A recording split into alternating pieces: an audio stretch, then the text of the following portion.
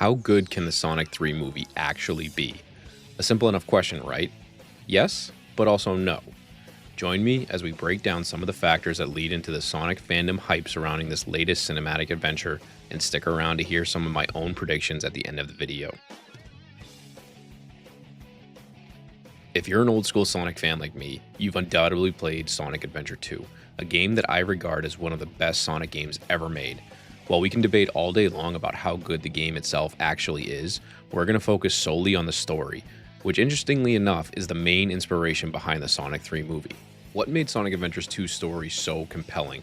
Oh, you mean besides the opening cutscene where Sonic is under arrest, breaks free, jumps off a helicopter, and slides down the hills to Capital City, all while rocking out to the musical masterpiece called City Escape?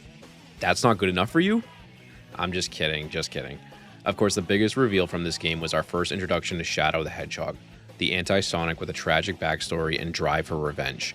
For me, this was one of the few Sonic games that embraced a darker and more mature storyline, and it appears that Sonic 3 is leaning heavily into the darker story as well, with the death of Maria and inclusion of Gerald Robotnik.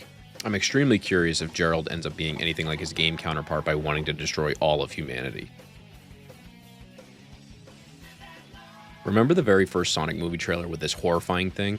Unfortunately, I remember as well, but we Sonic fans united as one and told the movie executives just how stupid they were, and voila, accurate movie Sonic was born. This win, propelled by the excellent casting of Jim Carrey as Robotnik, turned into an absolute hit for the first movie. Follow that up with another box office success with a sequel involving Knuckles, the Chaos Emeralds, and Super Sonic, and yeah, I'd say we're on the right track. Nope, I am not getting into you today. In fact, the less Wade Whipple, the better. Seriously though, whether you enjoy the movies or not, they have been successful enough for the franchise to continue, and with Shadow and Sonic Adventure 2's storyline being the driving force behind the third movie, it's hard to imagine this being the final installment. Fingers crossed we don't have another ridiculous and unnecessary wedding scene like we did in the second film. We've discussed how us fans got Sonic's look fixed and how the filmmakers appear to be staying true to Shadow's tragic past. But even more so, some changes have been met with applause. You're breathtaking! Honestly, I wasn't sure how I felt when Keanu was first announced as the voice of Shadow, but hearing the small sample size from trailers and promo so far, I gotta say they've nailed it. Another small but awesome piece that many other Sonic fans have been pointing out is the game-accurate Eggman costume.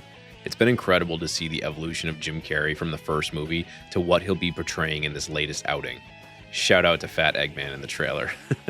However, the giant question looms. Will this be his final appearance in the movies? What a segue, huh? So for my first guess, I'm betting that this will be the final time we see Jim Carrey portraying Dr. Eggman on the big screen. Rumors were flying when Jim hinted at retirement during the promotions of the second Sonic movie, and it was certainly a relief to see him return when the first trailer dropped. How they find a way to remove Jim without erasing Eggman altogether, though, will be fascinating to see, because you can't have Sonic without Dr. Robotnik. That's like Spider-Man without Venom. Ah, crap. Prediction number 2.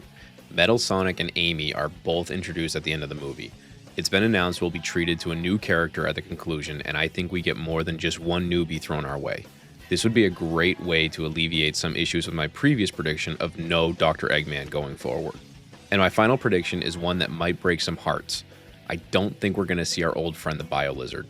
As awesome as I think it would be to see that giant dino monster square off against Super Sonic and Super Shadow towards the end, I have a feeling the filmmakers are going to lean more into the battle of Sonic versus Shadow, or them teaming up to destroy the Ark before it takes out the Earth, or something along those lines. What are some of your predictions for the third Sonic movie? Let me know in the comments, and please hit that thumbs up or subscribe button if you enjoyed this video. Be sure to check out these videos for more Prowler and Sonic content. See you next time.